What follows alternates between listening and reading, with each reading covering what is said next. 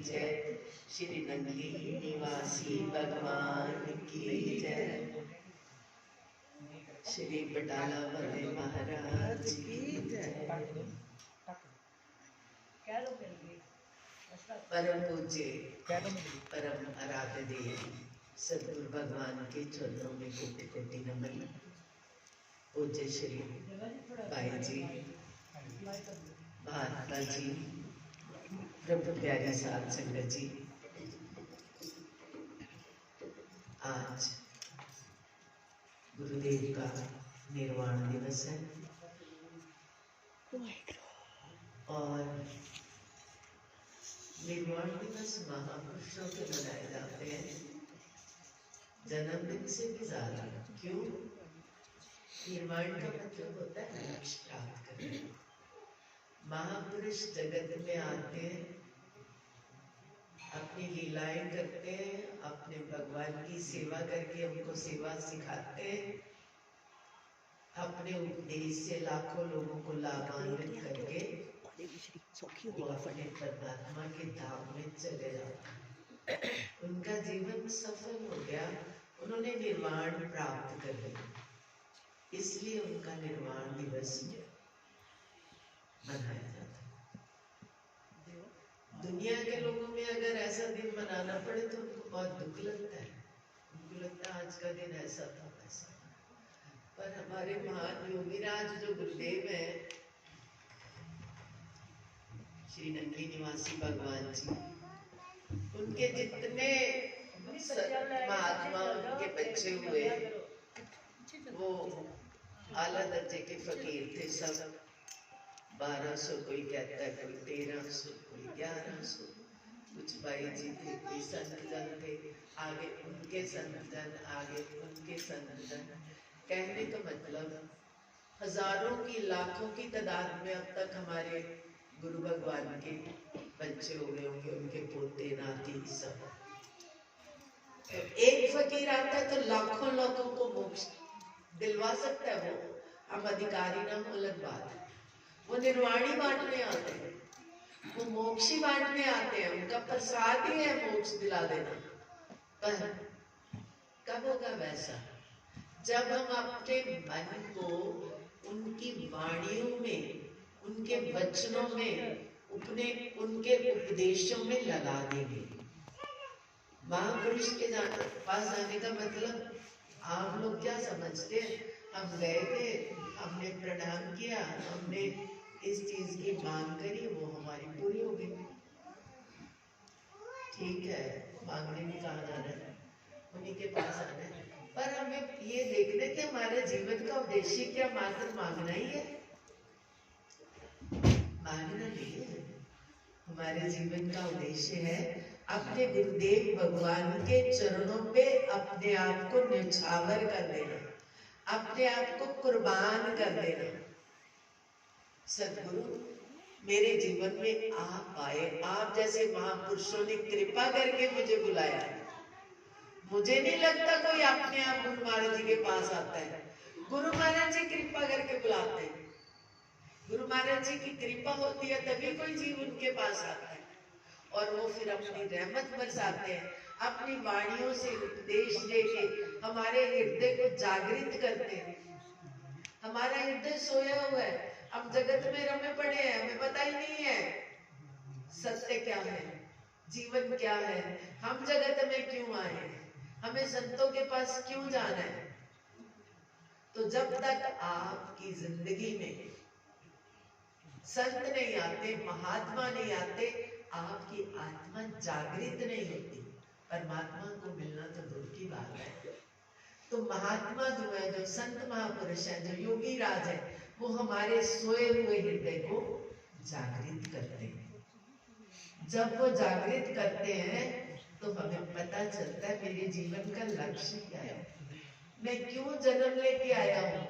मात्र इसलिए नहीं आया कि मुझे एक सुंदर सा घर बनाना है, मुझे इतने सारे सामान चाहिए, मुझे ये चाहिए वो चाहिए, सारा जीवन का जोर लगा दिया अपने मन की इच्छाओं को पूरा करने में, और जब पूरी हुई तो जिसको चाहिए थे वही चला गया। पता चला वो तो चला भी गया।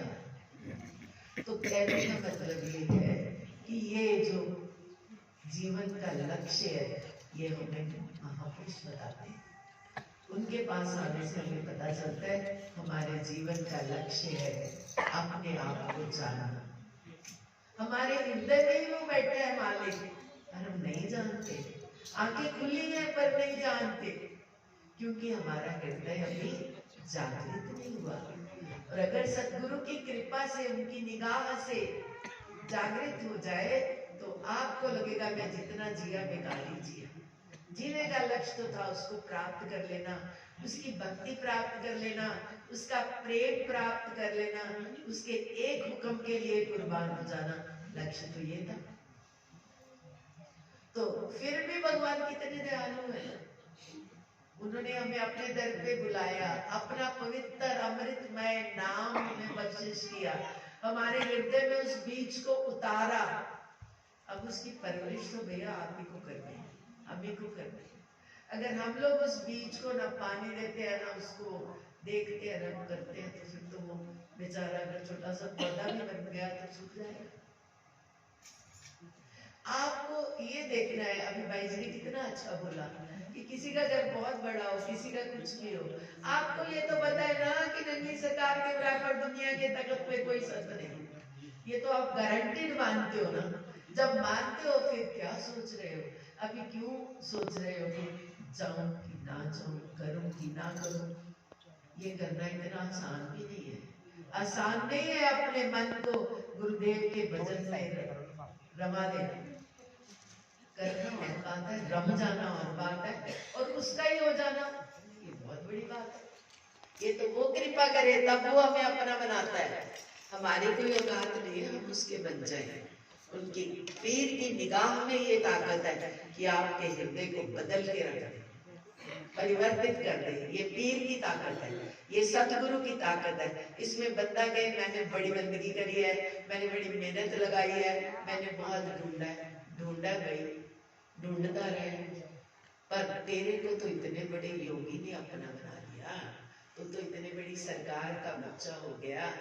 अब तो सारा फर्ज हम ही लोगों का है कि सतगुरु तू इतना बड़ा है, मैं तुझे नहीं समझ सकता, मेरी बुद्धि विक्षिप्त है, मैं इतना बुद्धिमान नहीं हूँ।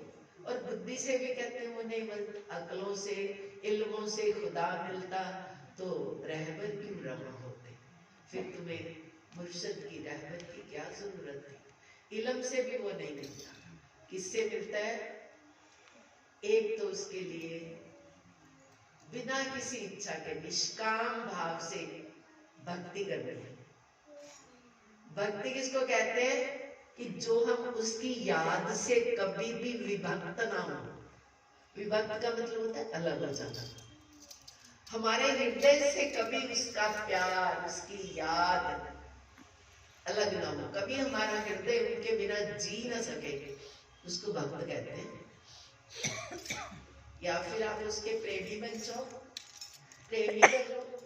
गोपियों ने तो कोई माला नहीं फेरी, कोई पूजा नहीं करी, कोई कुछ नहीं करा, और उन्होंने अपने भगवान पे अपने आप को न्यौछावर कर दिया, प्रेम किया उनसे।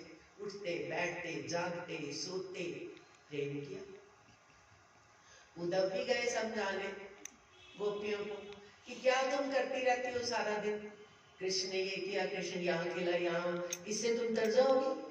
इससे अच्छा वो तो अब चले ही गए मथुरा, आप क्या करोगी? अब आराम से बैठो, 4 बजे उठो, अमृत बेला में स्नान करो, ध्यान करो, भजन में बैठो। कहते भजन में क्या करें? बोले उस श्री कृष्ण का ध्यान करो। वो कहते ध्यान तो वो करे ना जिसको ध्यान ना होता हो, और जिसका ध्यान कभी टूटे ही ना, जिसको सिवा उसके कोई ध्यान ही ना हो, वो क्या करे? हम तो उसी से खेलते हैं, उसी के लिए खाना बनाते हैं, उसी के लिए यमुना जल में नहाते हैं, उसी के लिए यमुना से पानी भरने जाते हैं। हमारा तो हर काम उसके लिए। अब और कौन सा तेरा भगवान है जिसका हम ध्यान करें? वो कहते हैं ना, ये मोहब्बत की बातें हैं उदो, बंदगी मेरे बस की नहीं है। यहाँ दम दम पे होते हैं सिजदे, सिर उठाने की फुर्सत नहीं। मुझे तो भक्ति नहीं है मैं सिर उठा लूं। मुझे तो लगता है मैं जहां भी हूँ मेरा सिर उनके चरणों में है। उद्धव आप क्या समझाने आए हो? हम अनपढ़ लोग हैं।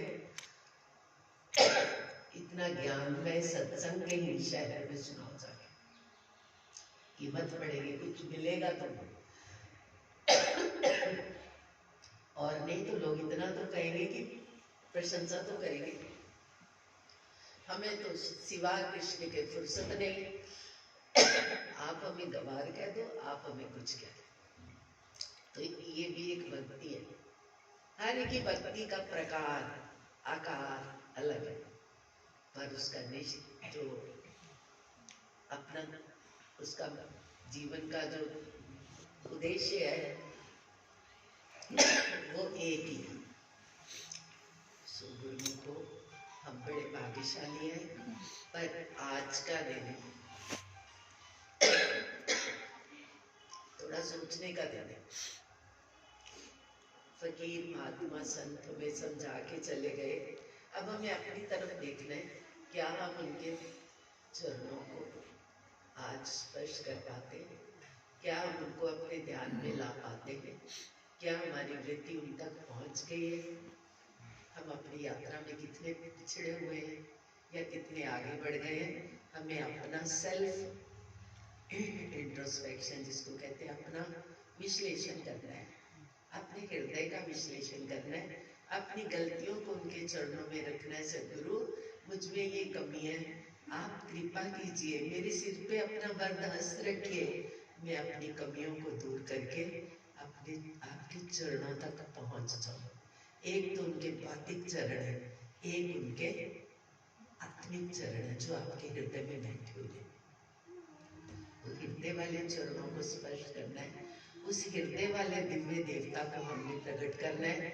अगर कर लिया तो जीवन सफल, वरना फिर बार बार जन्म, बार बार मृत्यु। ये ऐसा दुनिया बनाई भगवान। जो भी कहा है गुरुदेव का प्रसाद समझ लीजिए, कुछ आपको अच्छा नहीं लगे तो क्षमा कीजिएगा। बोलिए सद्गुरु भगवान की